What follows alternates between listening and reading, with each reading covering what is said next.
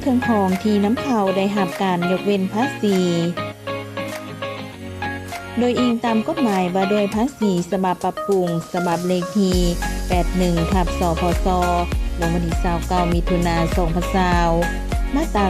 94สินค้าเครื่องของน้ำเข้าที่ได้รับการยกเว้นภาษีมีดังนี้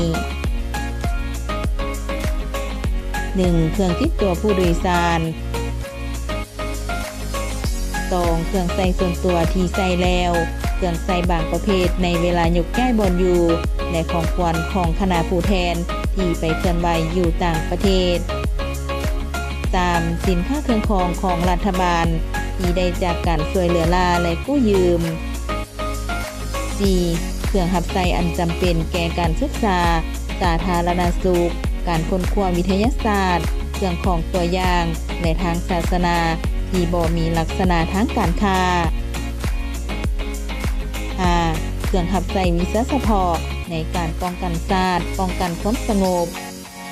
6. แนวพันธุ์พืชแนวพันธุ์สัตว์น้ำเชื้อสัตว์วัคซีนกันพยาธิสัตว์และสินค้าประเภทอื่นๆตามที่ได้กำหนดไว้ในมาตรา100ของกฎหมายฉบับนี้สำหรับสินค้าเครื่องของน้ำเข้าที่มีมูลค่าบ่เกิน1,500,000 กีบที่ได้รับการยกเว้นภาษีในกรณีมีความจำเป็นและรีบด่วนเหตุสุดวิสัยหรือภัยธรรมชาติเช่นพายุพยาธิระบาดน้ำท่วมภัยแห้งแล้งแผ่นดินไหวอัคคีภัยและเหตุการณ์อื่นๆที่ก่อให้เกิดความเสียหายอย่างหลวงหลายบางโครงการก่อสร้างโครงรางพื้นฐานระดับชาติเพื่อเชื่อมโยงเชื่อมจอดกับภาคพื้นและสากลบนพื้นฐานการเสนอของรัฐบาลต่อคณะประจำสภาแห่งชาติเพื่อพิจารณายกเว้นภาษี